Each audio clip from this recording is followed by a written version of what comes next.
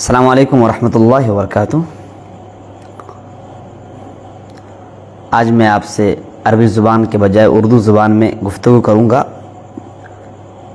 اور ایک مذاکرے کے طور پر ہمارے آپ سے گفتگو ہوگی۔ کچھ آراء آپ کی طرف سے اور کچھ میری طرف سے، اور دونوں کی رائیں جب جمع ہوں گی انشاءاللہ ہمارے لیے، خاص طور سے وہ طلبہ جو مدرسے میں زیر تعلیم ہیں، ان کے لیے مفید ثابت ہو سکتی ہیں۔ انسانی زندگی پر ان کی سوچ اور ان کی فکر اور ان کے نظریات کا زبردست اثر رہا کرتا ہے۔ انسان کی جیسی سوچ ہوتی ہے، انسان کی جیسی فکر ہوتی ہے، اسی اعتبار سے وہ ترقی کی راہ پر گامزن ہوتا ہے یا یہ کہ تنزلی کی راہ پر گامزن ہوتا ہے۔ سوچ جتنی بلند ہوگی، فکر جتنی عالی ہوگی، وہ اتنی ہی تیزی کے ساتھ عروج اور ترقی کی طرف بڑھتا چلا جاتا ہے۔ لیکن اگر انسان کی سوچ پازیٹیو کے بجائے نگیٹو ہو جائے، منفی سوچ ہو جائے، انسان کی سوچ میں ڈر، انسان کی سوچ میں دہشت اور انسان کی سوچ میں خوف اگر شامل ہو جائے تو انسان ترقی کے بجائے ہمیشہ تنزلی کی راہ پر رہے گا، کبھی بھی وہ آگے نہیں بڑھ سکتا ہے، ہمیشہ وہ احساس کمتری کا وہ شکار رہتا ہے۔ ایگزامپل کے طور پر ہمارے سامنے ایک شیر ہے جس کی رفتار فی گھنٹہ 56 کلومیٹر ہے۔ ایک شیر، اس کی رفتار فی گھنٹہ 56 کلومیٹر ہے۔ وہیں دوسری طرف ہرن کی رفتار 90 کلومیٹر ہے۔ ایک گھنٹے میں اگر ہرن 90 کلومیٹر دوڑتا ہے تو شیر 56 کلومیٹر دوڑتا ہے۔ آپ نے اگر غور کیا ہوگا اور آپ نے اگر ویڈیوز وغیرہ دیکھی ہوں گی اور کتابوں میں اگر آپ نے پڑھا ہوگا تو آپ کو یہ بات ضرور ملی ہوگی کہ ہرن پر نظر پڑی شیر کی اور شیر نے اپنا لقمہ بنا لیا۔ آپ سوچ سکتے ہیں کہ ہرن جس کی رفتار فی گھنٹہ 90 کلومیٹر ہے اور شیر جس کی رفتار فی گھنٹہ 56 کلومیٹر ہے، اتنا ڈسٹینس اور اتنا فاصلہ دونوں کے درمیان ہے، اس کے باوجود بھی شیر ہرن کو اپنا لقمہ بنا لیتا ہے۔ وجہ کیا ہے؟ جب ہرن دوڑتا ہے نا، جبکہ وہ 35 کلومیٹر سے وہ آگے چل رہا ہے، دوڑ رہا ہے، اور 35 کلومیٹر سے پیچھے ہے،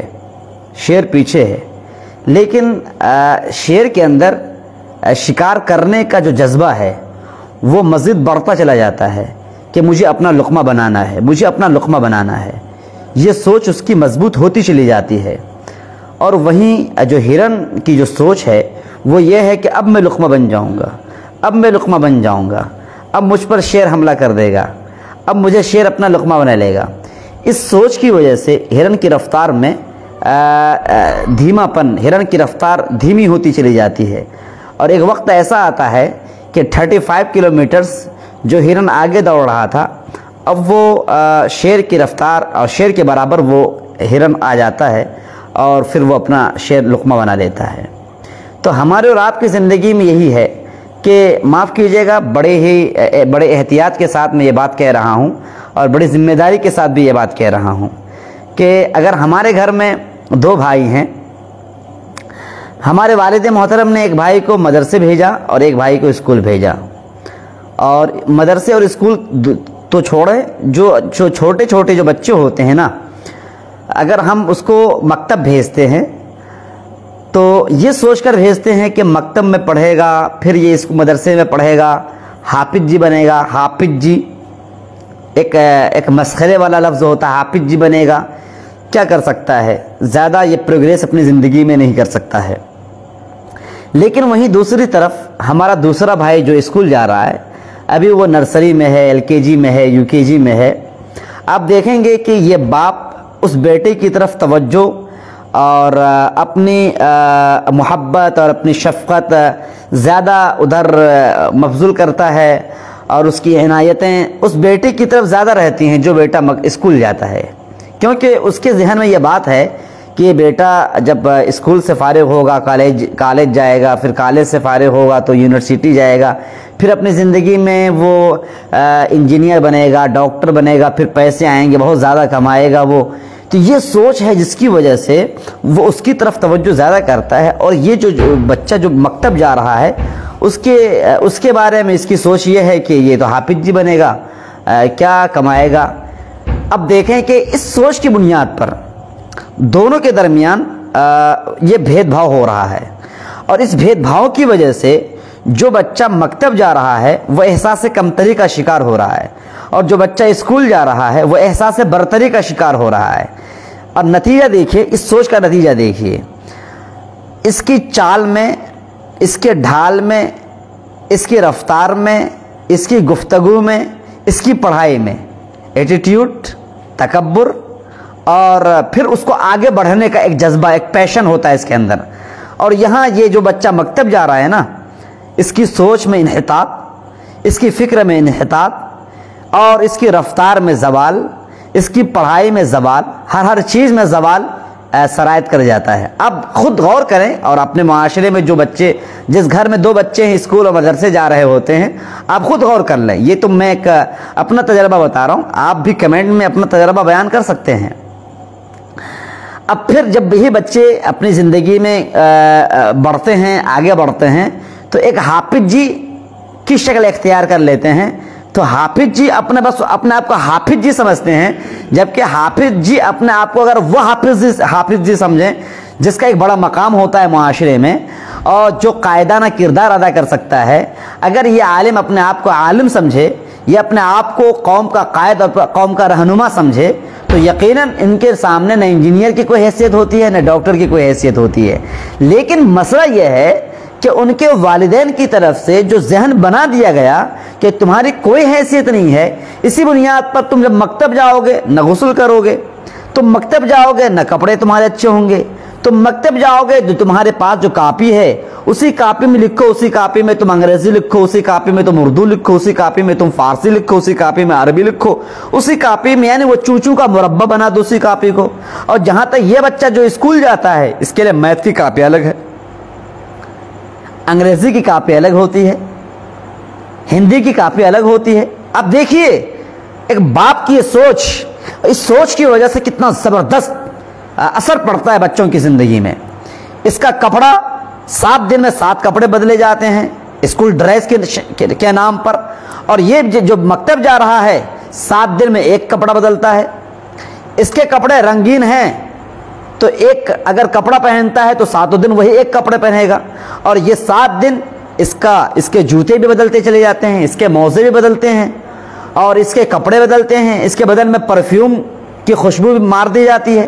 آپ دیکھ رہے ہیں یہاں سے جب باپ کی یہ سوچ ہوتی ہے، پھر وہی بچے جب بڑے ہوتے ہیں تو معاف کیجئے گا، آپ ماشاءاللہ مجھے سن رہے ہیں، اگر میری بات کڑوی لگے تلخ لگے مجھے معاف فرمائیں گے، لیکن جو میں دیکھتا ہوں، کیونکہ میں مدرسے میں تقریباً 6-7 سال سے میں پڑھا رہا ہوں، میں دیکھ رہا ہوں جو بچوں کی سوچ ہوتی ہے، ان سے میں پوچھتا ہوں، وہ بچے آ کر مجھ سے باتیں کرتے ہیں، پھر انہی باتوں کو میں آپ کے مابین شیئر کر رہا ہوں.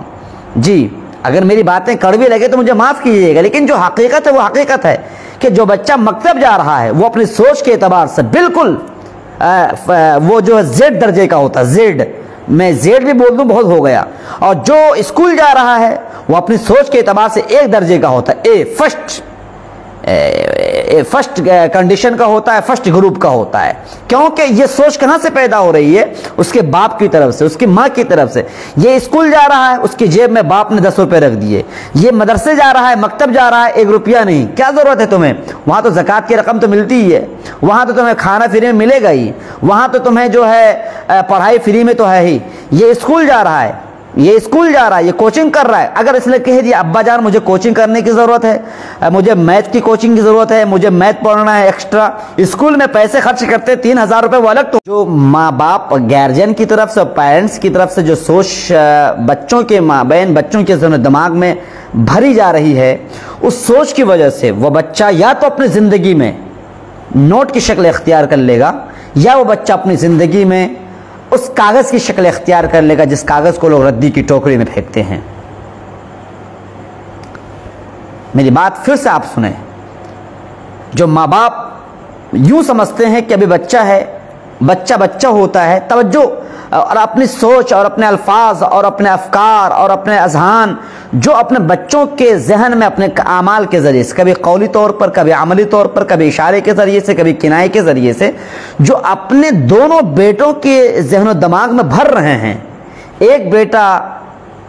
جو اپنی سوچ کے اعتبار سے پروگریس کرتا چلا جا رہا ہے، اور ایک بیٹا اپنی سوچ کے اعتبار سے بالکل انحطاط کی دنیا میں چلا جا رہا ہے۔ پھر وہی بچے جب بڑے ہوتے ہیں، میں نے آپ سے عرض کیا کہ ایسا ہو سکتا ہے کہ جو باپ اپنے دونوں بیٹوں کے ساتھ جو الگ الگ رویہ اختیار کر رہا ہے، ایسا ممکن ہے کہ ایک بیٹا آپ کے اس رویے کی وجہ سے وہ نوٹ کی شکل اختیار کر لے۔ نوٹ سمجھتے ہیں؟ 10 روپے دیکھا ہے آپ نے نا، 10 روپے 100 روپے دیکھا ہے آپ نے نا۔ اگر آپ 100 روپے نا ایسے موڑ دیں، میرے پاس جو ہیں 100 روپے تو نہیں ہیں، میرے پاس 10 روپے ہیں، دیکھیے یہ 10 روپے میرے پاس، اوکے، میں یہ 10 روپے یوں کر دوں، ایسے ایسے ایسے ایسے کر کے ایسے پورا موڑ دوں، ایسے کر دوں اور لے جا کر کے اس 10 روپے کو میں پھینک دوں، کچرے کے ڈبے میں ڈال دوں،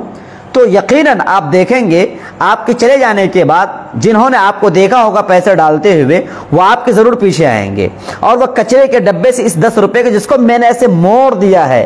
ایسے دیکھیے موڑ دیا ہے، اس کچرے کو، اس پیسے کو میں نے بالکل موڑ دیا ہے، لوگ دوڑ کے اس کو نکالیں گے کیونکہ اس کی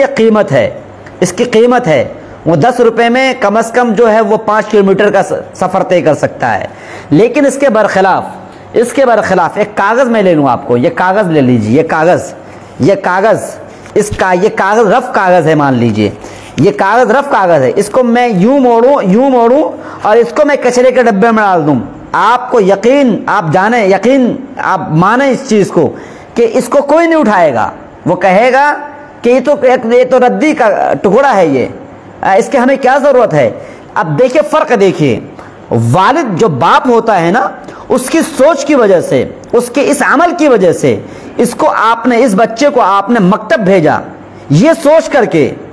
کہ یہ کمزور ذہن کا ہے، یہ سوچ کر کے یہ اپنی زندگی میں زیادہ کچھ نہیں کر سکتا ہے، یہ سوچ کر کے آپ نے اس کے کھانے کی طرف، آپ نے اس کے کپڑوں کی طرف،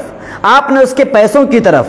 آپ نے اس کی زندگی میں بڑھوتری کی طرف آپ نے توجہ اس لیے نہیں دی کیونکہ یہ آگے بڑھ کر حافظ جی بنے گا اور کتنا کمائے گا، 5000 6000، اور یہ لہذا آپ کی سوچ نے اس بچے کو ردی کی ٹوکری میں ڈال دیا۔ یہ بچہ جو آپ کا، یہی بیٹا آپ کے نسل، آپ ہی سے دونوں بیٹے نکلے ہیں، لیکن اس بیٹے کو آپ کی سوچ نے گرا دیا ہے۔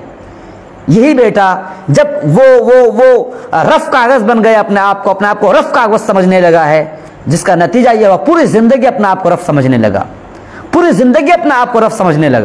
اب وہ یہ اس کے ذہن میں یہ بات بیٹھی ہوئی ہے، میں کسی کام کا نہیں ہوں،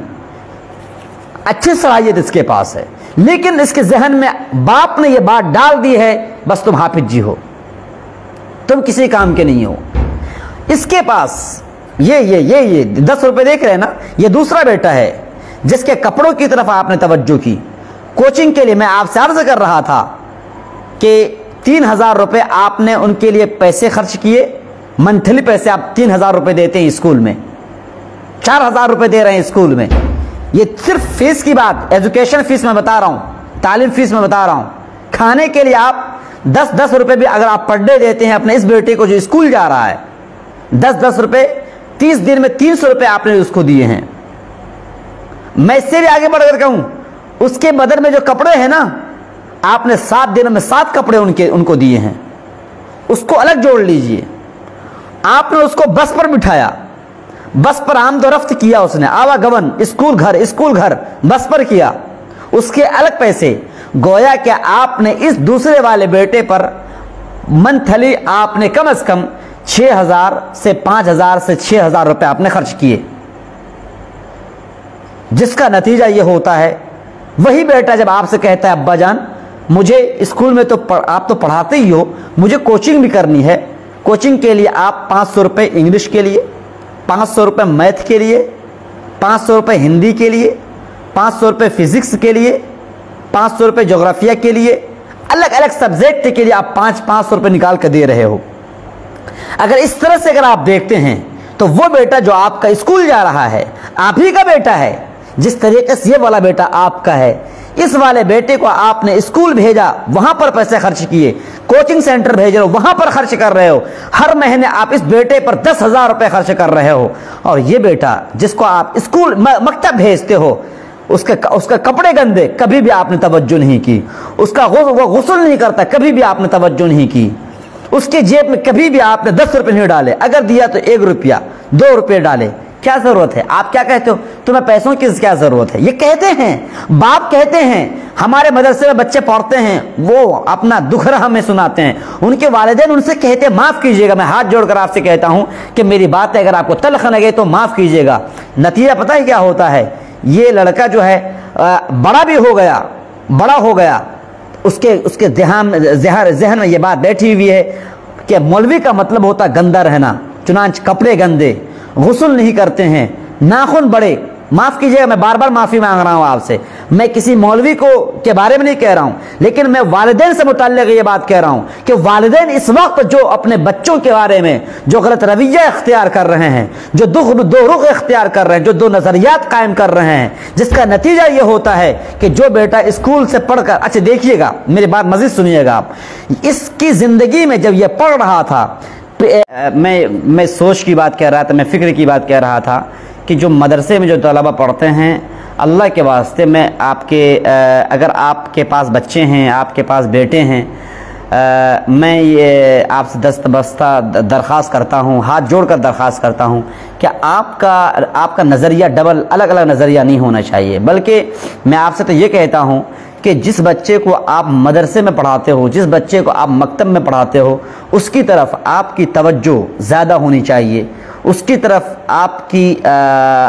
आपका मैलान क़ल्बी ज़्यादा होना चाहिए। और इसी के साथ साथ मैं दरख्वास्त करूँगा ऐसे पेरेंट्स से, ऐसे वालिदैन से जिनके पास ज़मीन जायदाद भी हैं, अगर आपके 2 बेटे हैं, अगर एक बेटे को आपने इंजीनियर बनाया है, दूसरे बेटे को आपने मौलाना बनाया है, आलिम बनाया है, तो आप अपनी ज़मीन का ज़्यादा हिस्सा, देखो एक तो मीरास है, मीरास का क्या मसला है वो जानते हैं, आप भी जानते हैं, हम भी जानते हैं, लिद्दकरी मिस्लु हद्दिल उन्सयैन, और असबा के तहत सब भाई 2 दूना 4 हो जाएंगे। लेकिन याद रहे, आपने जो इस बेटे को इंजीनियर बनाया, डॉक्टर बनाया है, आपने उनकी ज़िंदगी में पैसे खर्च किए हैं और इस बेटे पर आपने पैसे खर्च ज़्यादा नहीं किए हैं, लेकिन आप जो हैं अपनी ज़मीन का कुछ हिस्सा इस बेटे को दे दीजिए जो मदरसे में पढ़ते हैं, जो मदरसे में पढ़ा रहे हैं, जो किसी भी इदारे से जुड़े हुए हैं। फ़ायदा क्या होगा मालूम है? अगर आपने इस बेटे को हाफिज़ बनाया ये सोचकर कि मेरा बेटा मुझे क़यामत के रोज़ हमारे सर पर ताज रखवाएगा, लेकिन गलती आपने ये करिया कि दूसरे बेटे को आपने इंजीनियर बनाया, दूसरे बेटे को आपने डॉक्टर बनाया, दूसरे बेटे को आपने हाई एजुकेशन दिलवाया, इसकी बीवी अच्छी ज़िंदगी गुजार रही है, क्योंकि मुझे पैसों से कोई मफर नहीं, पैसों की ज़रूरत हर एक को है। कौन कहेगा पैसों की ज़रूरत हमें नहीं है? कोई मौलवी, कोई बुजुर्ग आ जाए, बुजुर्ग को भी पैसों की ज़रूरत होती है, ऐसा थोड़े कि वो भूखे हवा पीकर दुनिया में रहता है। लिहाजा अगर आपके पास 2 बेटे हैं, अगर आपने इनको हाई एजुकेशन के लिए पैसे दिए हैं, और मैंने आपसे ये अर्ज किया था, उस वक्त बात कट गई थी कि ये बेटा जिसको कि आपने जब स्कूल भेजा था, उन स्कूल में 3,000 रुपये महीने दिए उनको, फिर कोचिंग में उनके लिए 3,000 रुपये खर्च किए, पर सब्जेक्ट 500 रुपये, 6 सब्जेक्ट पढ़े, 6 पंजे 30, 3,000 रुपये उधर लग गए, और फिर उनके लिबास में गोया कि आपने पर मंथ उन पर 10,000 रुपये खर्च किए। और ये बेटा जो मदरसे जा रहा है, जो स्कूल जा रहा है, उन पर आपने पर मंथ 500 रुपये भी आपने खर्च करना मुश्किल गर्दाना। अब हुआ क्या, इस बेटे पर आपको ये गुमान है ये बेटा मुझे जन्नत पहुंचाएगा, खाक जन्नत पहुंचाएगा आपको? आप क्या समझते हैं आपको जन्नत आसानी से पहुंचा देंगे वो? अरे भाई, कम से कम आप उनको आपने 22 उनको आपने गरीब बना रखा है। अगर आप उनको ये सोच करके हाफिज बना रहे हैं कि ये बेटा मेरा हाफिज बनकर पूरी जिंदगी गुजारे,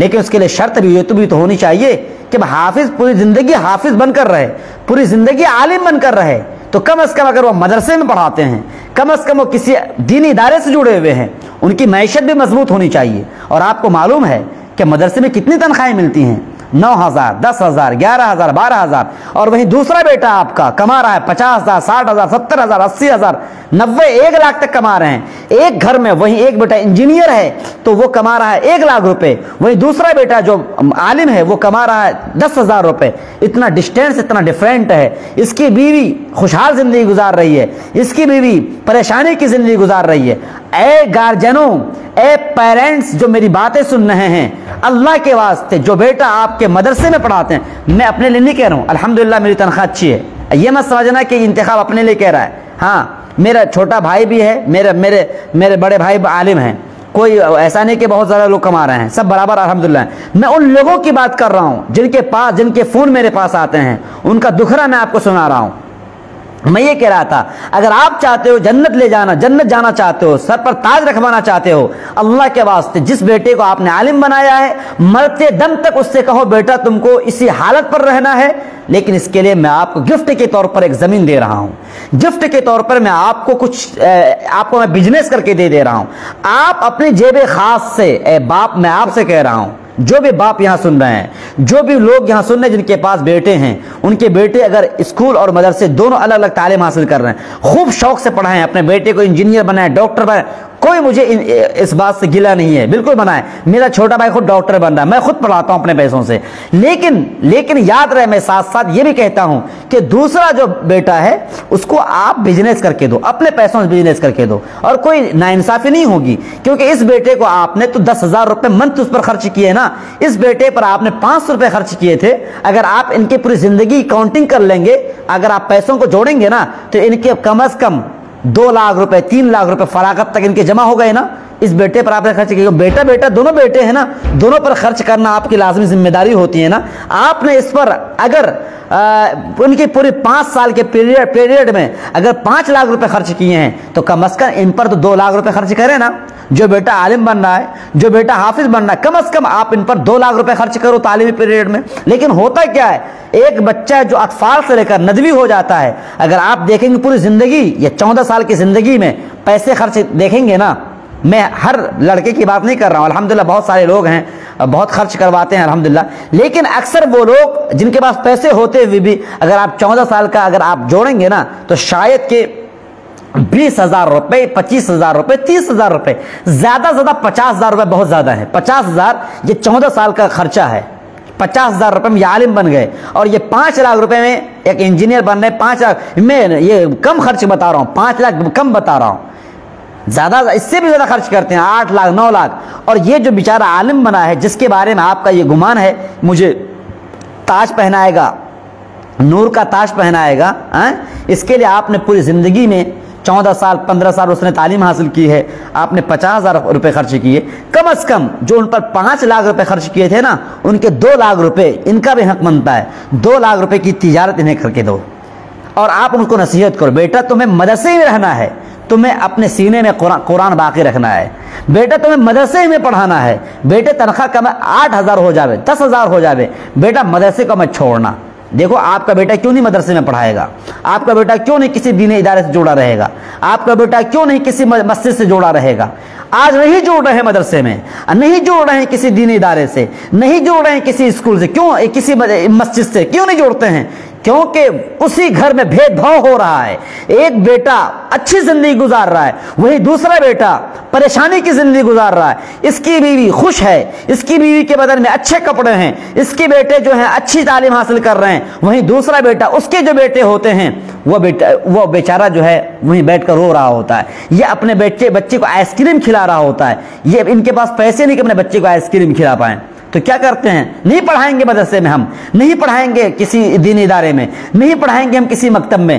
نہیں رہیں گے ہم کسی مسجد کے امام۔ یہ وہ چیز ہوتی ہے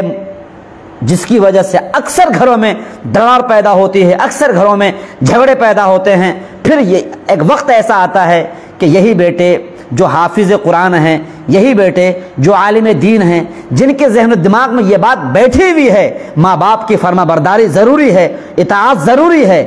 لیکن وہی بیٹے مجبور ہو جاتے ہیں क्यों मजबूर होते हैं? उनकी बीवी उन पर दबाव डालती है, उनके बच्चे उनके सामने बिलक रहे होते हैं, अब्बा जान मुझे भी अच्छे कपड़े ला कर दे दो। देखो मेरे चचा को देख लो, मेरे बड़े अब्बू को देख लीजिए, उनके बच्चों के कपड़े कितने अच्छे होते हैं। मेरे बड़ी अम्मी को देख लीजिए, उनके कपड़े कितने अच्छे होते हैं। अब्बा जान उनके घर से खुशबू आ रही है गोश्त की, अब्बा जान हमारे लिए गोश्त कहाँ है?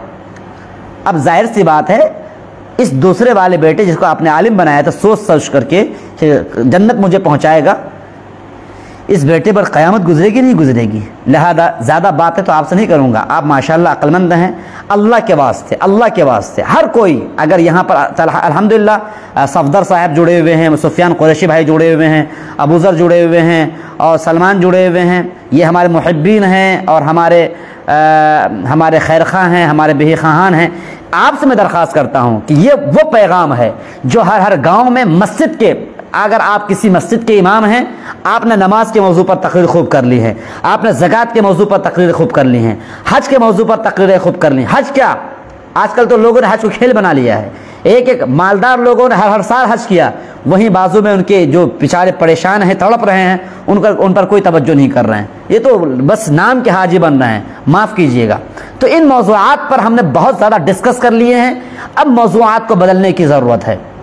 और सख्ती के साथ आप इस बात को कहें, बबांगे दौल डंके की चोट पर यह ऐलान करें कि जो बेटा आपका अगर मदरसे में पढ़ता है, जो बेटा आपका अगर किसी मकतब में पढ़ता है, जो बेटा आलिम बन रहा है, जो बेटा हाफिज बन रहा है, उसके लिए आपको उनकी जिंदगी में 3 लाख रुपए 4 लाख रुपए मुख्तस करने पड़ेंगे, ताकि अगर वो नदवे से फारिग हो जाए, ताकि वो दारुल देवबंद से फारिग हो जाए, तो उनके पास 3 लाख रुपए एक मुश्त उनको मिलेंगे, वो किसी बिजनेस से जुड़ जाएंगे, वो 3 लाख रुपए से बिजनेस का आगाज करेंगे और फिर किसी मदरसे में इत्मीनान से पढ़ाएंगे। कसम खुदा कि अगर ऐसा हो जाता है तो मैं कसम खाकर कह सकता हूं कि आपके बेटे हाफिज बनने पर फख्र महसूस करेंगे और कहेंगे कि मैं हाफिज कुरान बनूंगा, क्योंकि उनके सामने 3 लाख रुपए हैं। और कोई गलत नहीं है ना, आपने वो बेटा जिसको आपने डॉक्टर इंजीनियर बनाया है, डॉक्टर बनाएंगे तो उस पर तो 10 लाख प्लस है। ये नीट निकालने की बात कह रहा हूं, इससे तो ज्यादा की बात है, 10 लाख प्लस की बात बता रहा हूं। तो आपने जिसको डॉक्टर इंजीनियर वगैरह बनाया है, माशाल्लाह मैं भी तिजारत शुरू कर चुका हूं, सफदर साहब है, माशाल्लाह बहुत अच्छी बात, अल्लाह आपको जज़ाए खैर अता फरमाए। लेकिन तिजारत खालिस, अगर आप आलिम दीन हैं, खालिस तिजारत कर लें तो हो सकता हो कि आपसे बहुत सारी चीज़ें आप भूल जाएं। मैं आपको अप्रिशिएट कर रहा हूं, मैं आपको मुबारकबाद देता हूं, आप तिजारत करें, लेकिन अगर तमाम अच्छे उलमा तिजारत ही में जुड़ जाएंगे फिर मदरसों का क्या हाल होगा। मैं इनकार नहीं करता, आप बिल्कुल तिजारत करें। मैं ऐसे वालिदैन से दरख्वास्त करता हूं जो अपने बेटों को आलिम बनाते हैं, जो अपने बेटों को मुफ्ती बनाते हैं, अल्लाह के वास्ते उन्हें इस बात पर जोर डालें, उनके ज़हन दिमाग में ये बात बिठाएं, बेटे तुम्हें मदरसे में पढ़ाना है, अगर तुम्हें पैसे चाहिए तो मैं आपको बिजनेस शुरू कर दे रहा हूं, आप बिजनेस भी कर लेना। तो बिजनेस से आपको 10,000 रुपए मिलेंगे और मदरसे से आपको 10,000 रुपए मिलेंगे, 20,000 रुपए उनको मिल सकते हैं। अगर वही बेटा किसी मस्जिद से भी जुड़ा हुआ है तो 10,000 रुपए नहीं तो कम से कम 5,000 रुपए मस्जिद से आएंगे, 25,000 रुपए इत्मीनान से वो कमाएगा, तो वो सुकून की रोटी खाएगा, सुकून की नींद लेगा। वो मैं गलत बोल रहा हूं? मेरे यहाँ फुफा जी भी मुफ्ती मोहित साहब, कारी मोहित साहब जुड़े हुए हैं अल्हम्दुलिल्लाह, अच्छे खासे लोग जुड़े हुए हैं अल्हम्दुलिल्लाह। अगर मेरी बातों से आप मुत्तफिक हैं तो आप, ये वो बात है जो अपने गांव में अपने अइम्मा हजरात को बिठाकर अइम्मा हजरात से कहें कि नमाज, रोजे, ज़कात के मौजू पर तकरीरें बहुत हो चुकी हैं, लोग नमाजी बन चुके हैं, लेकिन ये नमाजी ऐसे नमाजी हैं जिनके देहनो दिमाग में अब भी ये बात नहीं घुसी हुई है कि मदरसे में जो बच्चे तालीम हासिल करते हैं वह कितनी परेशानी की जिंदगी गुजार रहे होते हैं, ज़माने तालिब इल्मी में और फरागत के बाद भी आप उनको परेशान करते हो। माफ कीजिएगा, ये बात मैं सख्ती से बोल रहा हूं क्योंकि आपके बच्चों की तरफ से मेरी शिकायतें, मेरे पास शिकायतें होती हैं। जो बच्चे मदरसे में पढ़ते हैं ना, उनसे मैं कहता हूं कि भाई अभी बैतबाजी के अय्याम चल रहे हैं, बैतबाजी के दिन कुछ दिनों के बाद हमारे मदरसे में बैतबाजी है, शेर व शायरी का मुकाबला है। अगर मैं कह दूं कि आपको बाल जिब्रील खरीदना है, आपको बांग दिरा खरीदना है, आपको जो है दीवान गालिब खरीदना है, उनके पास पैसे नहीं होते हैं क्योंकि 500 रुपये घर से सिर्फ आते हैं। और जब मैं उनसे पूछता हूं आपके अब्बा क्या करते हैं, वो खूब कहते हैं अच्छी तरह से, मेरे अब्बा मास्टर हैं, मेरे अब्बा जो है स्कूल में पढ़ाते हैं, मेरे अब्बा जो है 20,000 रुपए कमाते हैं। अरे 20,000 रुपए कमा रहे हैं, दूसरा भाई क्या करता है, स्कूल जाता है, उनको 3,000 4,000 देता है। اللہ کے واسطے کچھ توجہ کریں. جو بیٹے مدرسے میں پڑھتے ہیں نا, اللہ کے واسطے ان کو بھی کوچنگ پڑھنے کے لیے پیسے دیجئے. میں پڑھاتا ہوں مدرسے میں, فری پڑھاتا ہوں, فری. اگر آپ کے بچوں کو میں پیسے لے کر پڑھاؤں گا نا, ہمارے استاد محترم حضرت مولانا نیاز صاحب شیخ الحدیث جو دارالعلوم ندوۃ العلماء کے ہیں, وہ فرماتے ہیں میں دو طرح سے پڑھاتا ہوں.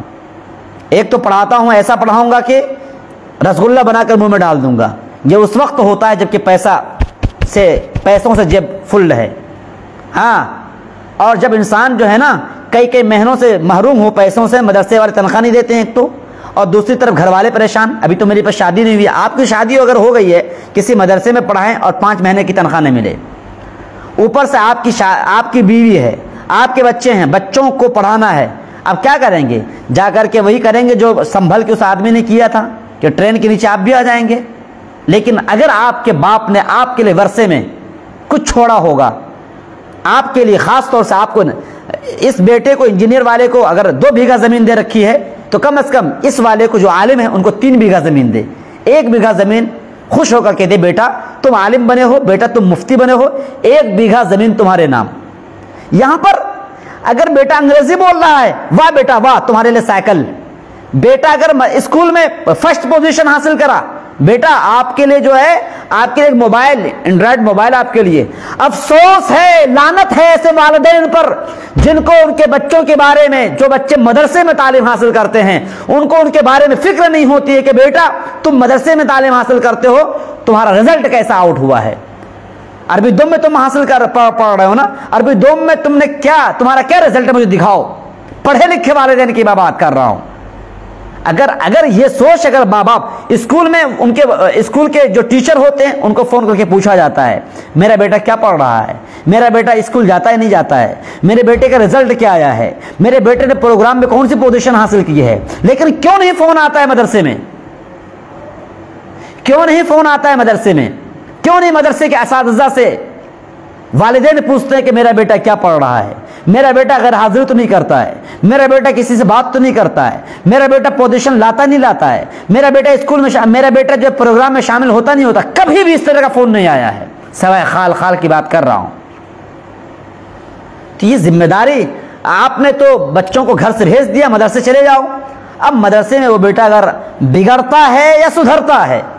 سدھرے گا تو آپ کو کما کے کھلائے گا, بگڑے گا تو آپ کی زندگی کو خراب کرے گا, آپ کے گھر میں آگ لگائے گا. آج کل مدرسے کے استاد کو کیا دیتے ہیں, کتنے ہمارے شاگرد چلے گئے, 100 سینکڑوں شاگرد ہم نے تیار کیا, الحمدللہ ندوی ہو گئے ہیں وہ, لیکن اپنے اپنے کاموں میں ہیں. کون پوچھتا ہے فراغت کے بعد؟ پوچھیں گے کن کو پوچھیں گے؟ اپنے باپ کو پوچھیں گے. لیکن وہ باپ دوران طالب علم میں نہیں پوچھتے اپنے بچوں کو, آپ کے پاس وہ بیٹا کتنے دن رہتے ہیں, کتنے دن وہ ہو رہے ہیں. رمضان میں 1 مہینے کی چھٹی ہوتی ہے, آپ کے ساتھ رمضان میں ہے, وہ بیچ میں چھٹی کے ہوئی 15 دنوں کے لیے وہ آپ کے ساتھ ہے, باقی 9 مہینے وہ بیٹے کہاں ہیں؟ میرے پاس میں ہیں, میرے پاس ہیں. لیکن وہی بیٹے جب آپ کی گود میں اور آپ کے آنچل میں چلے جاتے ہیں تو پھر اپنے اساتذہ کو بھول جاتے ہیں. اساتذہ محنت کرتے ہیں, لیکن افسوس تو اس وقت ہوتا ہے جب کہ آپ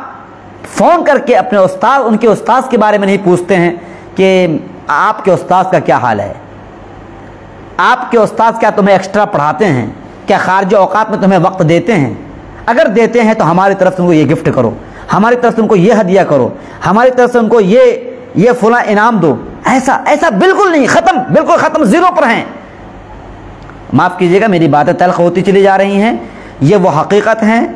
جن کا سامنا میں تو نہیں لیکن میرے احباب کر رہے ہیں. ابھی دیکھیے یہاں پر کتنے ہمارے احباب ہیں جو کہہ رہے ہیں میری خواہش ہے کہ میں دینی تعلیم دینا چاہتا ہوں, لیکن کیوں نہیں دینا چاہ رہے ہیں یہ, کیونکہ یہ پریشانی ہے. اگر وہ کسی مدرسے میں جڑتے ہیں تنخواہیں وقت پر نہیں ملتی ہیں, شادی شدہ اگر ہیں, صفدر بھائی شادی شدہ اگر ہیں تو ان کی اکنامکس کمزور ہے, معیشت کمزور ہے, تو ان کی بیوی تو بیلن مارے گی نہیں مارے گی کہ شادی کیوں کر لی مجھ سے تم نے, جب تمہارے پاس حیثیت نہیں کیوں شادی کر لی. اگر باپ نے صفدر صاحب کو, معاف کیجیے گا میں آپ کو تو ایک بیسک بنا رہا ہوں, اگر یہاں پر صفدر بھائی کو اگر ان کے والد محترم نے ایکسٹرا کچھ دے رکھا ہوتا کہ بھائی تم 3 لاکھ روپے میرے الگ سے لے لو, یہ 3 لاکھ روپے, اور کوئی بہت زیادہ نہیں 3 لاکھ روپے. اگر آج ہمارے گاؤں میں ہر ہفتے میں 1-2 بار 3 بار تو لوگ گوشت کھا ہی لیتے ہیں, بالکل کھاتے ہیں. ہاں کام و دہن کی لذت کے لیے مچھلی الگ آتی ہے. جمعرات کو مچھلی آ گئی, پیر کو جو